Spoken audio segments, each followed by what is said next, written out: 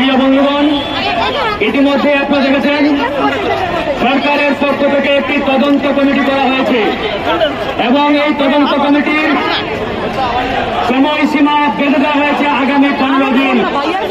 আমরা এই সরকারকে বলতে চাই, এসব ধ্বংসনগরকে নাটক প্রচারণা আমরা আর দেখতে চাই না। গত শুক্রবার যে হামলাটি হয়েছে, এই হামলা কারা চালিয়েছে, কারা নুরের উপরে নারকীয় তাণ্ডব চালিয়েছে, তা দিনের আলোর মতো ইতিমধ্যে পরিষ্কার হয়ে গেছে। সেনাবাহিনীর যে সকল সদস্য, পুলিশের যে সকল সদস্য ভিপি নুরের উপরে হামলা চালিয়েছে, তাদেরকে এখন পর্যন্ত গ্রেফতার করা হয় নাই। সরকার একদিকে বলছে এই ঘটনার বিচার তারা করবে, আরেকদিকে তারা জাতীয় পার্টির অফিস সেনা প্রটোকলে পাহারা দিচ্ছেন। এই যে সরকারের দ্বিমুখী আচরণ, এই যে সরকারের প্রতারণা, ভণ্ডামি, এই ভণ্ডামি গণ অধিকার পরিষদ আর এক চুল পরিমাণ সহ্য করবে না। প্রিয় ভাইরা আমার, আজকে আমরা পল্টন অবরোধ করেছি। আমরা স্পষ্ট করে বলতে চাই, শুধুমাত্র পল্টনের মধ্যেই আমরা সীমাবদ্ধ থাকব না।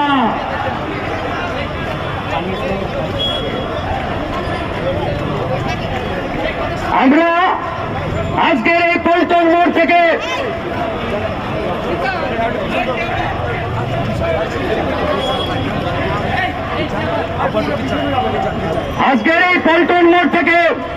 আমরা সরকারকে বলতে চাই, যদি আপনারা আপনাদের এই নাটক, এই প্রহসন বন্ধ না করেন, তাহলে এর পরিণতি ওই ডক্টর মোহাম্মদ ইউনূসের চেয়ারে গিয়ে ধাক্কা লাগবে। তারা ভিপি নূরকে থামাতে চায়, আটকাতে চায়, তার এই গতিকে তারা যে কোনো মূল্যে অবরোধ করতে চায়, থামাতে চায়। আমরা একই সাথে বলতে চাই, ভিপি নূর এবং এই গণ অধিকার পরিষদের যে অগ্রযাত্রা, যে স্পিড, এই স্পিডকে কেউ যদি দমানোর চেষ্টা করে, তাহলে তার সিংহাসনও ভেঙে তছনছ হয়ে যাবে হাসিনার মতন। আজকে অনেকে অনেক সুশীল মার্কা বক্তব্য দেয়, ভাসুরের নাম নিতে চাই না। আমরা বলতে চাই, ভিপি নূরের উপরে হামলা চালিয়েছে সেনাবাহিনীর ভিতরে যারা এখনো ভারতীয় প্রেমে হাবুডুবু খাচ্ছে, সেই রায়ের দালালেরা। আমরা বলতে চাই, নূরের উপরে যারা হামলা চালিয়েছে, তারা মোদির প্রেমে হাবুডুবু খাওয়া সেই পুলিশ বাহিনীর সদস্যরা। প্রিয় ভাইরা আমার, এই বাংলাদেশের মাটিতে আর কোন ভারত প্রেম, কোন মোদী প্রেম, কোন ইন্ডিয়া প্রেম চলতে দেওয়া হবে না। অনেক হয়েছে, অনেক সহ্য করেছি আমরা, আমাদের পিঠ দেওয়ালে থেকে গেছে। আমরা এখন সামনের দিকে এগিয়ে যাব।